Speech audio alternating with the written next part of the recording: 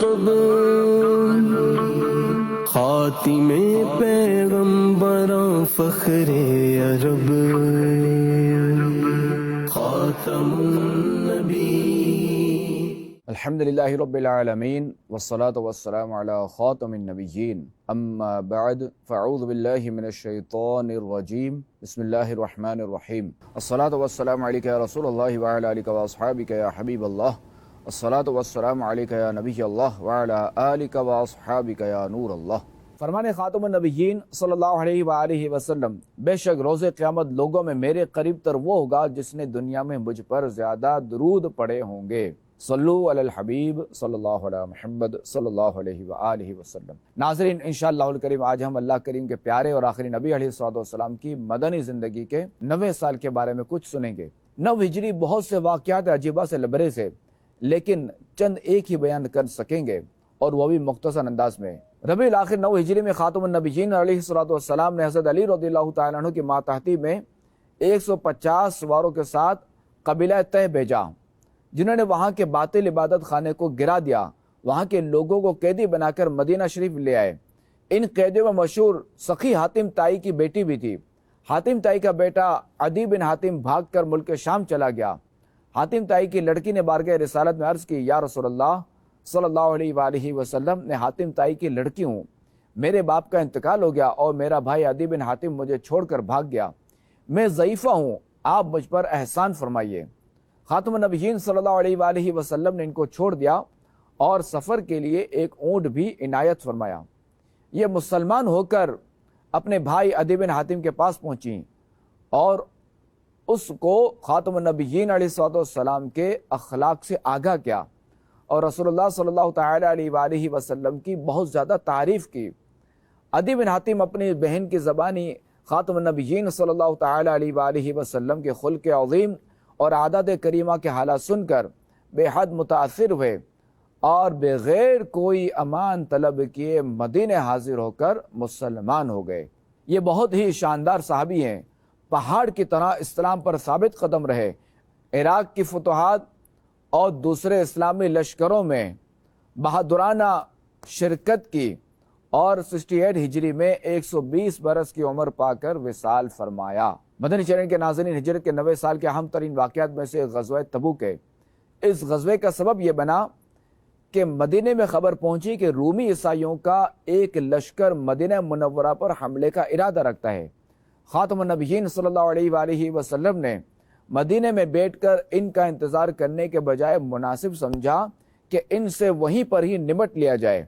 यूँ आप अलैहिस्सलाम 30,000 का लश्कर लेकर तबूक के लिए निकले।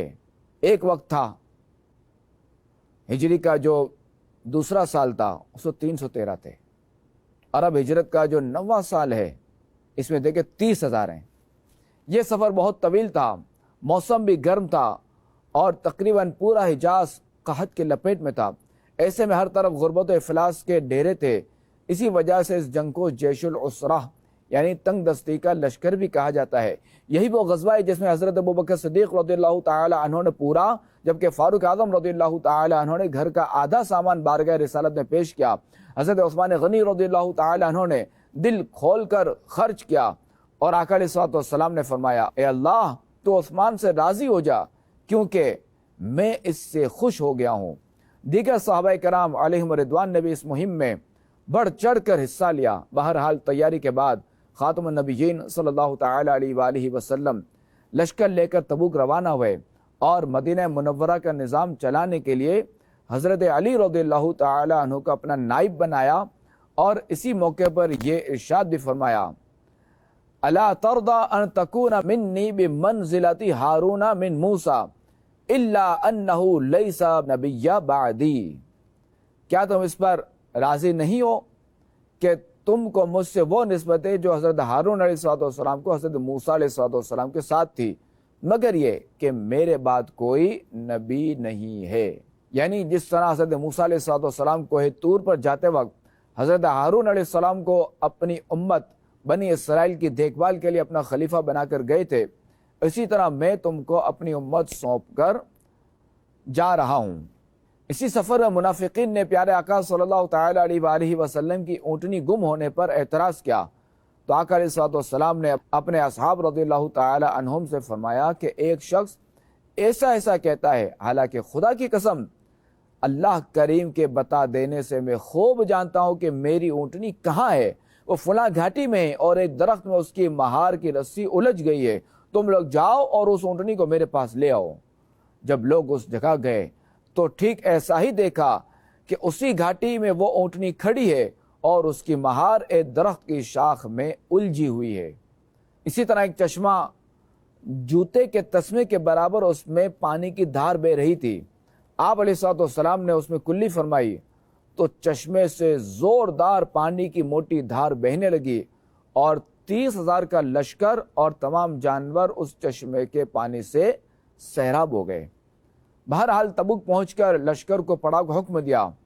دور دور تک رومی لشکر کا نام و نشان نہ تھا۔ دراصل رومیوں کو جب لشکر اسلام کی شان و شوکت اور تعداد کا پتہ چلا تو ان پر ہیبت چھا گئی اور رعب کی وجہ سے انہیں مقابلہ کرنے کی ہمت نہ ہوئی۔ لشکر اسلام 20 دن کے قیام کے بعد وہاں سے واپس آیا۔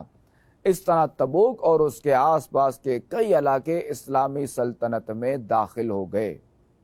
غزوہ تبوک میں بجز ایک حضرت ذوالبجادین رضی اللہ تعالیٰ عنہ کے نہ کسی صحابی کی شہادت ہوئی نہ وفات۔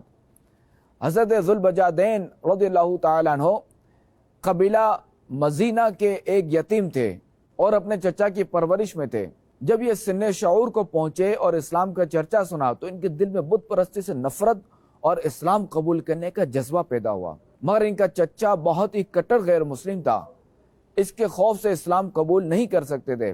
لیکن فتح مکہ کے بعد جب لوگ فوج در فوج اسلام میں داخل ہونے لگے تو انہوں نے اپنے چچا کو ترغیب دی کہ آپ بھی اسلام میں آ جائیں کیونکہ میں قبول اسلام کے لیے بہت ہی بے قرار ہوں۔ یہ سن کر ان کے چچا نے ان سے سب کچھ لے کر گھر سے نکال دیا۔ انہوں نے اپنی والدہ سے کمبل مانگ کر اس سے 2 ٹکڑے کر کے آدھے کو تہبند اور آدھے کو چادر بنا لیا اور اسی لباس میں ہجرت کر کے مدینہ منورہ پہنچ گئے۔ رات بھر مسجد نبوی میں ٹھہرے رہے۔ نماز فجر کے وقت جب جمال محمدی کے انوار سے ان کی آنکھیں منور ہوئیں تو کلمہ پڑھ کر مشرف و اسلام ہو گئے۔ خاتم النبیین علیہ الصلوۃ والسلام نے ان کا نام پوچھا تو انہوں نے اپنا نام عبدالعزیٰ بتایا۔ آپ علیہ الصلوۃ والسلام نے فرمایا کہ آج سے آپ کا نام عبداللہ اور لقب ذوالبجادین یعنی 2 کمبلوں والا ہے۔ خاتم النبیین علیہ الصلوۃ والسلام ان پر بہت کرم فرماتے تھے اور یہ مسجد نبوی شریف میں اصحاب صفہ کی جماعت کے ساتھ رہنے لگے۔ جب خاتم النبیین علیہ الصلوۃ والسلام جنگ تبوک کے لیے روانہ ہوئے تو یہ بھی شامل ہو کر چل پڑے اور بڑے ہی ذوق و شوق اور انتہائی اشتیاق کے ساتھ درخواست کی کہ یا رسول اللہ صلی اللہ علیہ وآلہ وسلم دعا فرمائیے کہ مجھے اللہ کی راہ میں شہادت مل جائے۔ آپ علیہ الصلوۃ والسلام نے فرمایا کہ تم کسی درخت کی چھال لاؤ۔ وہ تھوڑی سی ببول کی چھال لائے۔ آپ علیہ الصلوۃ والسلام نے ان کے بازو پر وہ چھال باندھ دی اور دعا کی کہ اے اللہ میں نے اس کے خون کو غیر مسلموں پر حرام کر دیا۔ انہوں نے عرض کی یا رسول اللہ صلی اللہ علیہ وآلہ وسلم میرا مقصد تو شہادت ہی ہے۔ ارشاد فرمایا کہ جب تم اللہ کی راہ کے لیے نکلے ہو تو اگر بخار میں بھی وفات پاؤ گے جب بھی تم شہید ہی ہوگے۔ خدا کی شان کہ حضرت ذوالبجادین رضی اللہ تعالیٰ عنہ تبوک میں پہنچے تو بخار میں مبتلا ہو گئے اور اسی بخار کے عالم میں ان کی وفات ہو گئی۔ انا للہ و انا الیہ راجعون۔ ناظرین دیکھیں کہ آقا علیہ الصلوۃ والسلام نے پہلے ہی خبر دے دی تھی کہ انہیں بخار ہوگا اور اس بخار میں ان کی وفات ہوگی اور یہ وفات ان کے لیے شہادت ہے۔ اور یہ وہ خوش نصیب صحابی ہیں کہ جنہیں خاتم النبیین صلی اللہ تعالی علیہ وآلہ وسلم نے اپنے مبارک ہاتھوں سے قبر میں اتارا۔ اور اسی سال مسجد زرار والا واقعہ ہوا۔ یہ واقعہ کچھ یوں ہے، منافق بارگاہ رسالت حاضر ہوئے، انہوں نے عرض کی کہ ہم نے ایک مسجد بنائی ہے، آپ اس میں تشریف لائیں۔